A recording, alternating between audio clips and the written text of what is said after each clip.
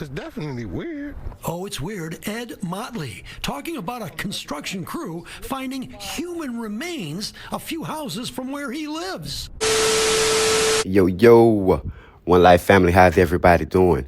I want to welcome you to the channel. If this is your first time coming by the channel, if you're returning to the channel, I want to welcome you back. And shouts out to all the One Life members in the building, man.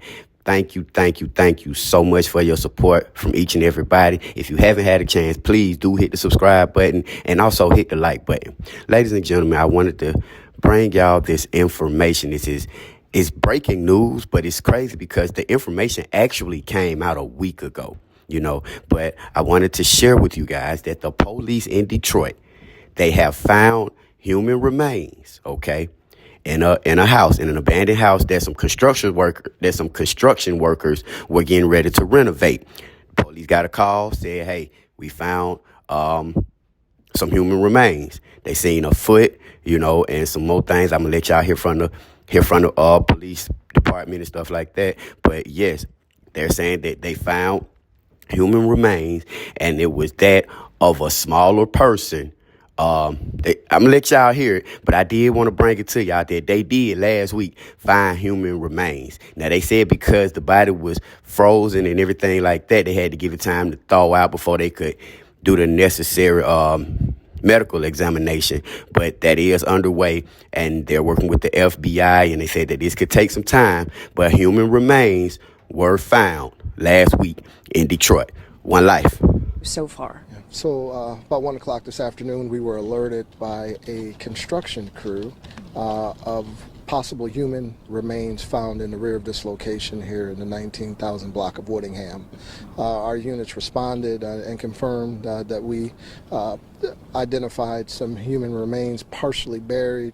Someone small in stature. We don't know yet of sex, age, or anything of that nature, but we again are here investigating this. In addition to the Detroit Police Department's homicide unit, we have our partners from the FBI, our missing persons unit, and some additional resources here to again begin this investigation, first by exhuming the remains, then from that identifying who this individual was, and then the person responsible for this.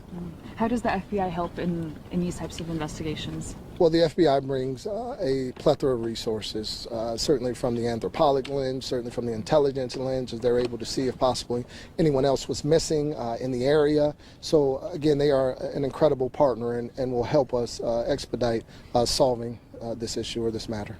Around what time did this all happen? We received the call just after 1 p.m. on today's date. 1 p.m. So this construction worker, is this house vacant? Were they working to remodel it? That's correct. So this house was vacant, and the crew here was there to do some renovations. My understanding is that while they were on the property, they noticed some damage, some siding peeling on the garage, and while looking in the area, they made the discovery and then alerted us.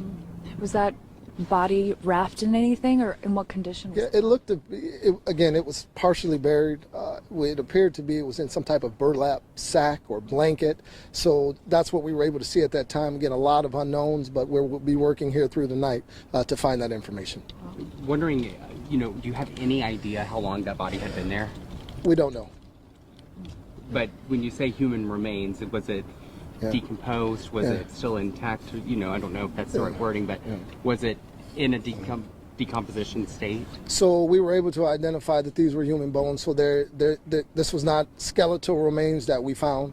So based on what we saw, we were definitely able to identify that they were human. So if you're asking the state of decomposition, what was exposed was not fully decomposed and gave our investigators here at the scene enough to go by and positively identify the remains as human.